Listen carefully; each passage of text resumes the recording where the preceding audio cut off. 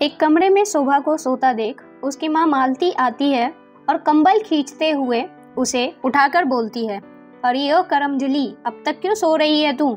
इतनी देर हो गई। अरे माँ, पूनम दवाई ली थी इसलिए मेरी आंख लग गई। तो मैं क्या करूँ इसमें? जाके मेरी चाय बना के ला।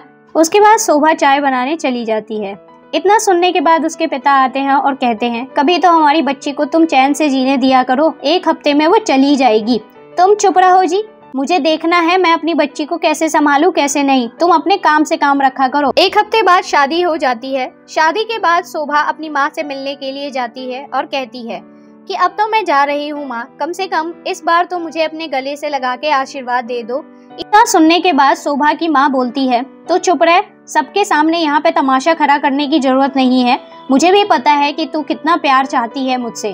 अब ड्रामा मत कर और जा यहाँ से, हमारा पीछा छोड़। उसके बाद पिताजी कहते हैं, ठीक है बेटा, तुम अपना ध्यान रखना। हाँ पिताजी, आप भी अपना ध्यान रखिएगा, मैं चलती हूँ। इतना कहने के बाद शोभा वहाँ से विदा लेती है। शोभा की शादी एक शहर में हुई जो कि उसके गांव से थोड़ी दूरी पर था। पहुँचने के बाद ऐसे ही दिन बीतते हैं। अगली सुबह शोभा की सास बोलती है, बहू, आज तुम्हारा इस घर में पहला दिन है तो तुम्हें सबके लिए अच्छा सा नाश्ता बनाना होगा। बाकी अगर तुम्हें कोई भी मदद चाहिए तो मुझे बुला लेना, अकेले परेशान मत हो जाना। ठीक है माँ जी, आप जैसा कहोगी मैं वैसा खाना बना दूंगी। शोभा ने हमेशा ही बचपन से लकड़ी के चूल्हे के ऊपर खाना बनाया था, तो उसे गैस पर खाना बनाना नहीं आता था, के कारण शोभा को खाना बनाने में बहुत दिक्कत होती है। जैसे तैसे शोभा खाना बनाने तो लगती है लेकिन खाना जल जाता है। खाना को जला देख शोभा बोलती है कि हे भगवान, ये क्या हो गया मुझसे? आज पहली बार मैंने यहाँ खाना बनाया और खाना जल भी गया। अब तो माँ जी बहुत ज्यादा गुस्सा होंगी। और इस हलवे को तो देखो, ये तो बिल्कुल ही काला हो गया है। तभी वहाँ शोभा की सास आती है और कहती है, बहू, ये जलने की बदबू कैसी आ रही है? तुमने खाना जला तो नहीं दिया कहीं? क्या बात है? शोभा सोचती है और बोलती है, माँ जी, खाना मुझसे जल गया है, लेकिन कृपया करके आप ये खाना मेरे ऊपर मत फेंकना। शोभा की माँ हमेशा ही उसे डांटती थी और खाना जलने के बाद वह खाना उसके ऊपर ही फेंक देती थी, जिसकी वजह से डर जाती है।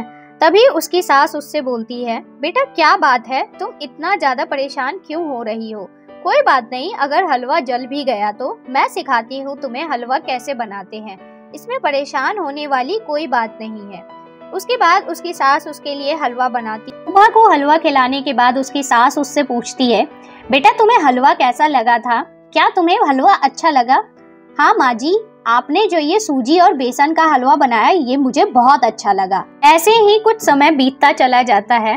फिर एक दिन निधि किचन में खड़े होके जब खाना बना रही होती है, खाना बनाने के चक्कर में निधि को ध्यान नहीं रहता और उसके हाथ से एक कांच का बोल नीचे गिरकर टूट जाता है।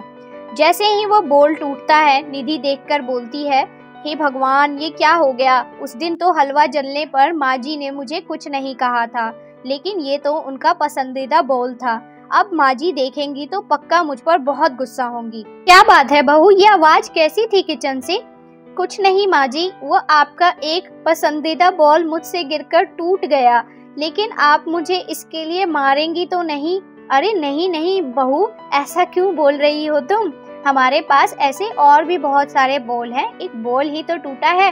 तुम साइड हो जाओ, कहीं तुम्हारे पैरों में कांच ना चुभ जाए। तुम्हें चोट तो नहीं लगी ना? मैं नौकर को बुलवा के इसे साफ करवा लूंगी। अपनी सास का इतना प्यार भरा रूप देखकर शोभा की तो आंखें ही भर जाती है, क्योंकि उसकी माँ सौतेली थी और वह उसके साथ हमेशा ही अत्याचार किया करती थी। ऐसे ही दिन बीतते चले जाते हैं। कुछ दिनों बाद जब निधि एक दिन बाथरूम में बैठकर काम कर रही थी, तभी अचानक से उसका पैर फिसल जाता है और वह गिर जाती है। आवाज की वजह से उसकी सास आती है, लेकिन तब तक वह उठकर बैठ जाती है। मना किया था ना बहू मैंने तुम्हें कि कपड़े मत धो तुम, अब देखो तो चोट लगवा ली ना तुमने आखिरकार। नौकर आते तो कपड़े धो देते ना बेटा, अब आपको चोट लग गई। नहीं नहीं माँ जी, ज्यादा चोट नहीं लगी है, बस हल्की सी मोच ही तो आई है। नहीं, अब मैं तुम्हारी एक नहीं सुनूंगी, तुम मेरे साथ चलो, मैं तुम्हें दवाई लगाती हूँ और तुम अब आराम करोगी। अपने बेड से मेरे बिना बोले उतरोगी भी नहीं। उसके बाद शकुंतला उसे अपने साथ ले जाती है और ले जाकर कमरे के अंदर बिठा देती है और उसे बोलती है कि अब तुम यहीं रहना, आराम करना, घर का कोई काम मत करना, मैं जा रही हूँ मंदिर। उसके बाद शकुंतला मंदिर चली जाती है। इधर निधि दवाई लेकर लेटी हुई होती है और लेटे लेटे सोचती है कि अब मैं उठ जाती हूँ और माँ जी के लिए कुछ खाने के लिए बना देती हूँ। वह ये सोचकर उठती है और उठने के बाद किचन में जाके खाना बनाने लगती है। लेकिन तभी बाहर से उसे कोई आवाज आती है, शोभा घर पर हो क्या तुम? अरे काकी, आज आप यहाँ पे कैसे? कोई खास बात या फिर ऐसे ही आई हैं आप? नहीं, तुम्हारी सास जाते हुए मुझे कह के गई थी कि तुम्हें देखती रहूं बीच में, तुम्हारी तबीयत खराब है ना? अरे नहीं नहीं काकी, मेरी माँ जी तो बहुत ही ज्यादा ध्यान रखती हैं, इसकी वजह से उन्हें बस चिंता है, बाकी मैं बिल्कुल ठीक हूँ, मैंने दवाई ले ली है। ये सुनने के बाद उसकी काकी वहाँ से चली जाती है। शोभा बिल्कुल ही भूल जाती है कि उसने गैस पर खाना चढ़ाया था और गैस बंद करना भूल गई थी। दवाई लेने की वजह से और जुकाम की वजह से उसे नींद आ जाती है और नींद की वजह से वो वहीं पे सो जाती है। कुछ देर बाद किचन में बिल्कुल ही आग लग जाती है। सारी आग पूरे घर में फैल जाती है। उसके कमरे में भी आग की लपटें आने लगती है। धुएं की वजह से वह उठती है और देखती है तो पूरे घर के अंदर आग फैल चुकी होती है। अब शोभा वहां से जाने की भी कोशिश करती है तो जा नहीं पाती है क्योंकि हर तरफ आग ही आग फैली हुई होती है। घर के बाहर भी आग की लपटें निकलने लगती है। उसकी सास बोलती है आकर, अरे मेरी बहू तो अंदर ही थी। फिर वह अंदर ही चली जाती है और उसे बचाकर बाहर ले आती है। इतना देखकर तो शोभा की आंखें ही भर जाती है कि उसकी सास ने उसकी जान बचाई है।